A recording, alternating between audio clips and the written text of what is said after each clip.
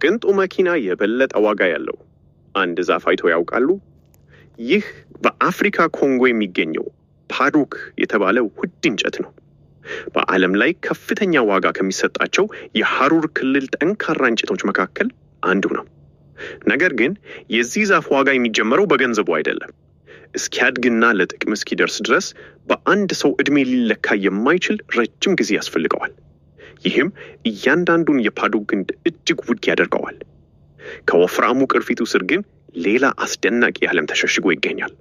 ደማቅ ቀይ ቀለም፣ እጅግ ጥቅጥቅ ያለ የእንጨት አወቃቀር እና ተፈጥሯዊ ጥንካሬው። እነዚህ ባህሪያት ፓዱክን በቤት ዕቃ ሥራ ዓለም ውስጥ ተፈላጊ ያደርጉታል። ከዚህም በላይ የፓዱክ እንጨት የተፈጥሮ ቅርጹ እያንዳንዱን ሰሌዳ ልዩ ያደርገዋል። ሁለት ሰሌዳዎች ሙሉ በሙሉ አንድ አይነት መሆናቸው እጅግ አስቸጋሪ ነው።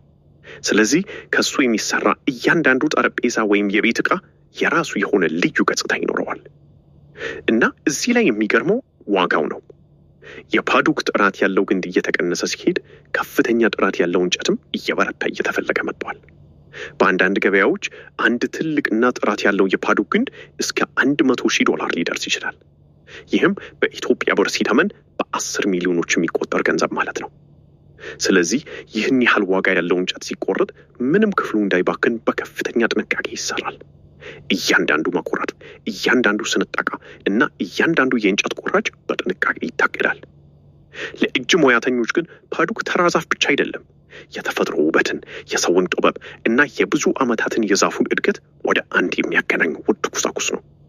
እናም አንድ ቀን ከዚህ ዛፍ የተሰራ ጠረጴዛ በአንድ ቤት ውስጥ ሲቆም የምታዩት የቤት ዕቃ ብቻ አይደለም። የብዙ ዓመታት የተፈጥሮ ታሪክ በሰው እጅ ወደ ተፈጠረ የጥበብ ሥራ ተቀይሮ ከትውልድ ወደ ትውልድ ሊተላለፍ የሚችል ውድ ቅርስ ነው።